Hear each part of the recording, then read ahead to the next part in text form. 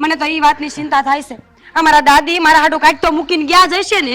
એ પટારામાં ભર્યું છે બધું. અને આ કાકી મારો હક મારીને બેઠી છે. એમ થોડી કઈ મારા હકનું એને લેવા દઈશ. જો હું તમને શું કહું છું ખબર છે? હવે હું તમારે બાતીશ નહીં. તમે કાકીને ઘરે જાજો, વાતું કરજો, એનું કામ કરજો. જેટલું મીઠું બોલાય ને એટલું બોલીને ગોળ ઘોડીને વાત કઢાવો. મારે હંધું જાણવું છો. હા ખરેખર રોમાન્સી. હા તું અને તારા બાપુ બે હરખુડા નહીં. હા તમારા મતલબની વાત આવે ને એટલે આમ હરખ આમ ઉભરાઈ જાય તરત. કેટલા ખુશ થઈ જાવ નહીં. અને બધી છૂટ આપી દે. હા મને કેટલી છૂટ આપી નહીં. હા માનવું પડે હો બાકી માનસી. વાહ ભાઈ વાહ.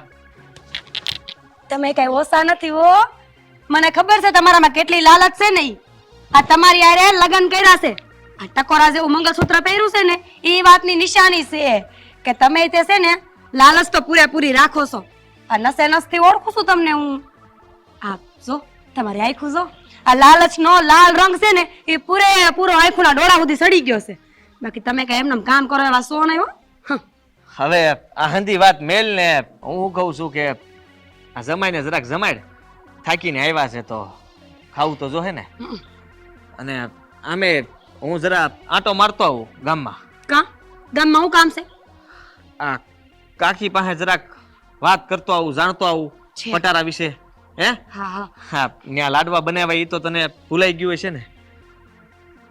લાડવા હાટું જાવ છો? ના ના પટારા હાટું. તો તમે જાઓ, હા. લાડવા ખાતા આવો ને વાત જાણતા આવો. જાઓ જાઓ જાઓ. સારું હાલ.